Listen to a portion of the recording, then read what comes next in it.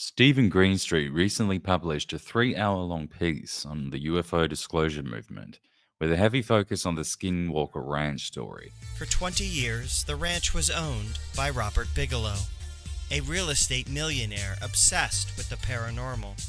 Bigelow claimed the ranch was a hotspot for UFOs, poltergeists, and all kinds of monsters. But no evidence to support any of this has ever been presented. In 2016, Bigelow sold the ranch to another real estate millionaire with a passion for the paranormal, Brandon Fugel. And Fugel claims to finally have the goods. He spent a single night on the ranch, with permission from the owner Brandon Fugel. Many believers see this piece and Greenstreet's demeanor as a whole as projecting a condescending disdain towards proponents of the disclosure movement. Burleson, previously inspired by the testimony of David Grusch, said he thought some UFOs could be angels from another dimension, messengers of God. Seriously, Corbell and Knapp have a long history of promoting fake and false UFO stories. Burchett, who believes evidence of flying saucers is in the Bible, and that the literal devil is trying to stop UFO disclosure, continues to lead a congressional paranormal snipe hunt on the taxpayer's dime. The conversations that have evolved around this piece have become kind of juvenile and bitchy. Angry. Kirkpatrick is a piece of dog. They still, right now, as I speak, are posting wild, outrageous conspiracy theories. Skepticism is healthy in any debate when it comes to the discussion of perhaps the most significant potential discovery of our time, extraterrestrial contact. The divide between believer and skeptic has never been so wide or so vicious. One religious UFO believer said that Kirkpatrick and I should be tried for treason and executed.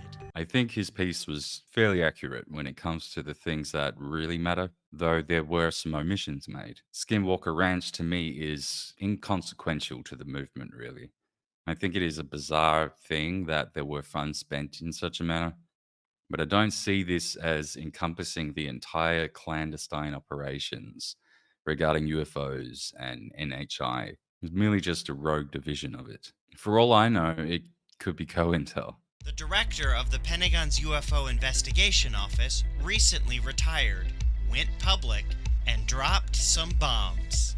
I understand people wish to point out inaccuracies in the piece, with Greenstreet himself provoking this bitter argument with unrelenting ridicule on social media, only doubling down on his attitude. And while I do accept the inaccuracies pointed out by Patrick of Vetted Podcast, those things to me just don't strike as much on a personal note, and they seem less significant to me when it comes to the question of, is this phenomenon real? That's not to invalidate those positions. I just don't feel that it undermines or nullifies the entire investigation, though I do very much respect and accept those points that Patrick made. While I honestly can't fault the investigation to such a degree that invalidates it, having zoomed out a little, I have come to see just how anti-curious and condescending Stephen can be about this topic and towards the people who believe. I tend to agree with Patrick's appraisal of the guy in that he was personally hurt by this topic. The whole 180 he made from the old basement office days seems to reveal this, and I think it's fair to say that he has a chip on his shoulder about it. I want to acknowledge where I am as an investigator, a journalist, someone who's been looking at UFOs throughout this show, and I have to say, Nick, I am a little bit more skeptical now. I've had doubts, and anyone who's followed me on social media is fully aware of this. I've veered recently into a more skeptical realm.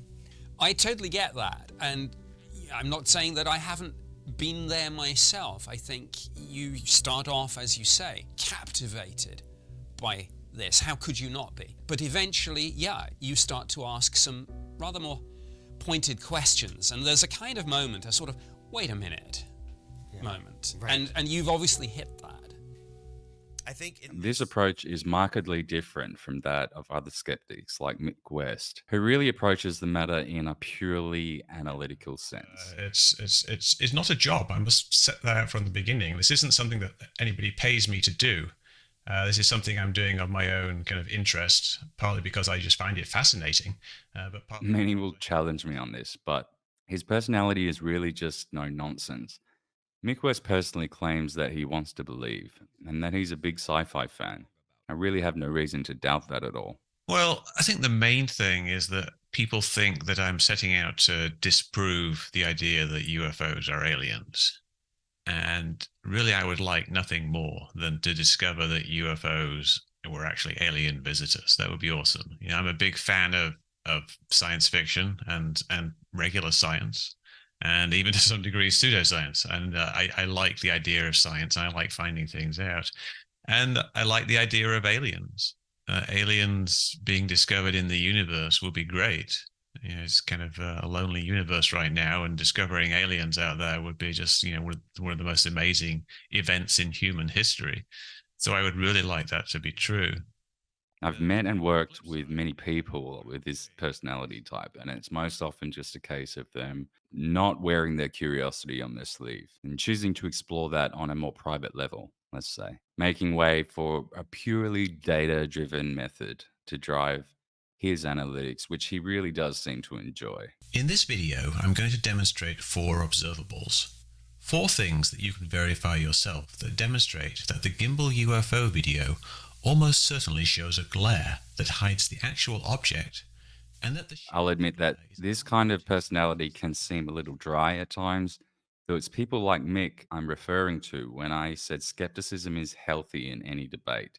The UFO discussion is rife with runaway curiosity, which is not inherently bad in itself, but unless it's balanced with a detailed, level headed, nuanced, and skeptical approach, the truth of this matter will remain forever buried amid a sea of deep fakes, delusions, purposely planted co-intel, and just plain old deception. I've said many times, but I will say it again. I truly do want to believe. This is one of the first things that I ever looked up online as a child. And I've been fascinated since I can remember. Though my position changes all the time from skeptic to believer and back and forth. My friend the other day put my current feelings into a single sentence really quite well. He said, I used to believe in aliens until the government told me they were real. Now, I know it's far more nuanced than that, but in essence, that is kind of how I feel right now. I have an inherent distrust for the intelligence community, and that includes people like David Grusch, a guy who has suddenly become very central to this entire movement. Now, while my distrust for him is real, it is equally so for those in intelligence that say the opposite of him. And they've even attempted to smear his name with stupid stories, which kind of backfired and endeared him even more to the public. This inherent distrust for both factions leaves me torn. Despite my distrust for David Grusch, I do really quite like the guy. He's a likable character. And my thoughts on him have shifted recently too. And that's going to need its own separate video. So I'll be doing that one soon. Without having, you know, a penetration into their OODA loop or whatever, we'll never really know. Yeah. It could be all of the above. Yeah. And I guess for now, I'll leave it with this. I've realized over the years I've become jaded after being promised disclosure was just around the corner for basically my entire life. I feel that these inverted times we now live in is harder than ever to trust or believe in anyone or anything. However, I need to accept that people are in different places in their discovery on this topic. I can see that bitterness like that which has afflicted people like Steven Greenstreet can lead to an ugly attitude. And that's really not what I want to be putting out into this world. There's a whole lot more people in this space that I have thoughts about I wish to share with you. So if you enjoyed this video, I want to see more of my critiques on prominent people in the UFO space, let me know in the comments below, as there's a whole goldmine of potential content I could make out of that. Among other things, of course, There's plenty of stories about crash retrievals, secret programs, UFO sightings, all sorts of things to cover in this space. If you didn't like this format, then let me know about that too. I truly do want to bring you guys the content that you want to see, and I'm extremely grateful to all of you who have subscribed. On that note, if you made it this far in the video, please consider subscribing, hitting the thumbs up, and I'll see you again soon.